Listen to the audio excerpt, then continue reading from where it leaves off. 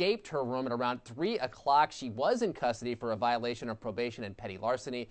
Deputies and the Rochester police were conducting a search of the grounds. Our camera caught that moment when a woman in a hospital gown was seen running outside the hospital. We believe at this point that woman was indeed Aliyah Burden. She was taken back into custody by the Monroe County Sheriff's Department. Todd Baxter is walking up to the podium now. There he is, ready to speak to the media, and let's send it to him right now.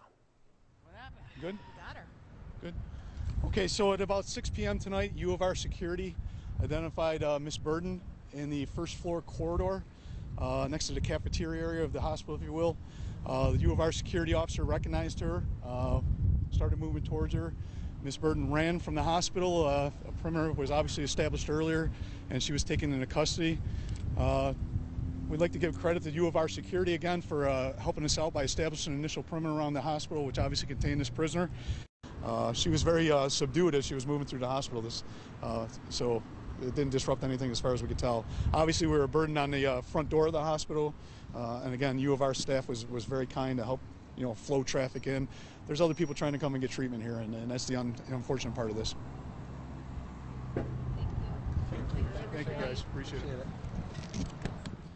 All right, there you have it. Sheriff Todd Baxter. I want to make a quick correction there. I said that I believe the district attorney was walking up to meet the media with Todd Baxter. That was, in fact, his communications officer. That's Amy Young, our former colleague here. I just want to welcome in our viewers who may have tuned in at the bottom of the hour. You're watching our live extended coverage here on Spectrum News. An update for you, a big one. The inmate who slipped away from sheriff's deputies at Strong Hospital is now back in custody. 19-year-old Aliyah Burden escaped her room at around 3 o'clock. She was in custody for a violation of probation and petty larceny.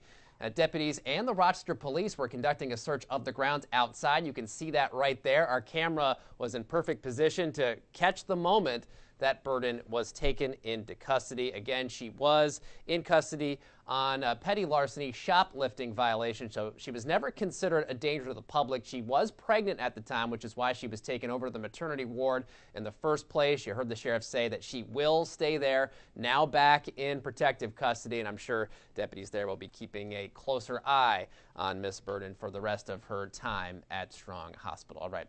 That's the update there. We'll have much more on this story. Jillian Parker is out there. She'll have an update coming up for us right here on Spectrum News. Keep it right here.